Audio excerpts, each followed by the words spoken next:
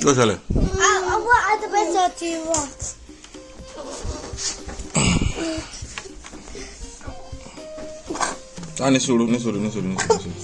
Nisuru. Báwo ló ṣe kẹsẹ̀ bọ́ bí gan-an?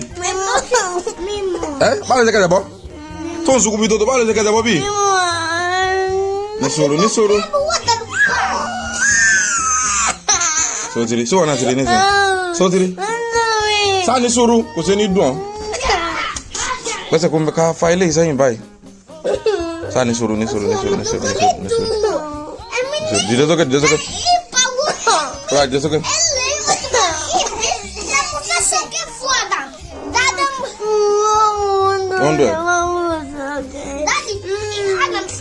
Jeng boro.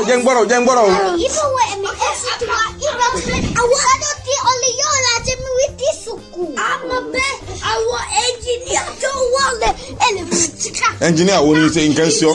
Engineer kọ́ onímọ̀ ẹ̀rọ ni.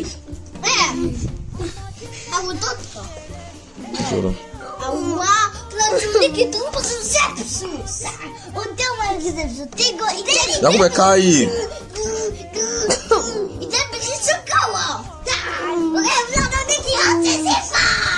Mba nisuru jelo mu òróró wa. Sa nisuru, okay? Òróró. A few moments later. Ijo. No. Kesi òróró ìpara ilé. Tẹ Yakub. Tẹ kọjá de sí mi lọ́wọ́. Tẹ dáadáa jàre. So simbe money.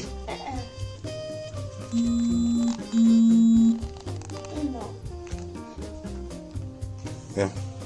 Vale, nisuru. Abujaga.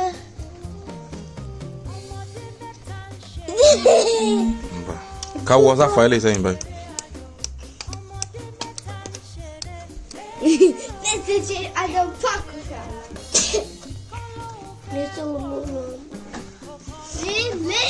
Double.